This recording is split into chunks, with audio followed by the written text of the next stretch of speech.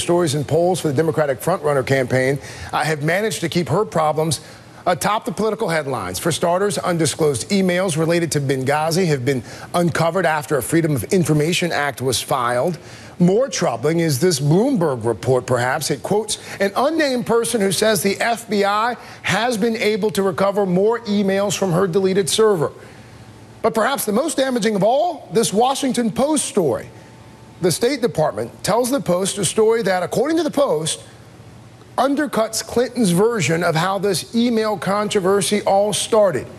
A State Department spokesman says this was not a routine records request, as Clinton has said. Rather, the request was prompted specifically by the revelation of her private email server. This is what Clinton told the Des Moines Register about it all. Answer that. All I know is that they sent the same letter to everybody.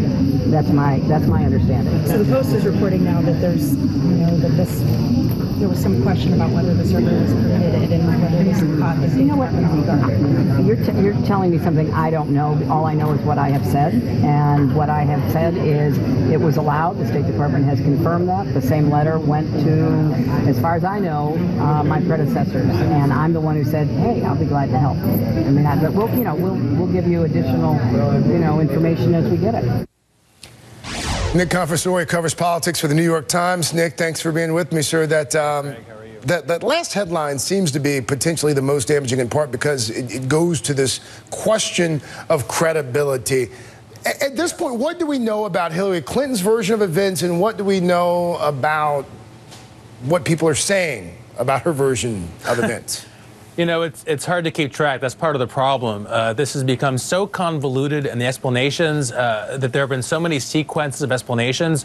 What's interesting here now is to see the State Department diverging from Hillary Clinton a bit. There was a sense before that they were kind of playing defense for her, but recently we're seeing kind of a split. The State Department is now saying, no, this was not routine. This was problematic. I think that the kind of cascading kind of revelations and explanations are part of what's driving Biden's rise in these polls. I think there are some people who are looking for an alternative, who are wishing that there is some kind of mainstream fallback for the party, and that's got to be worrying for her.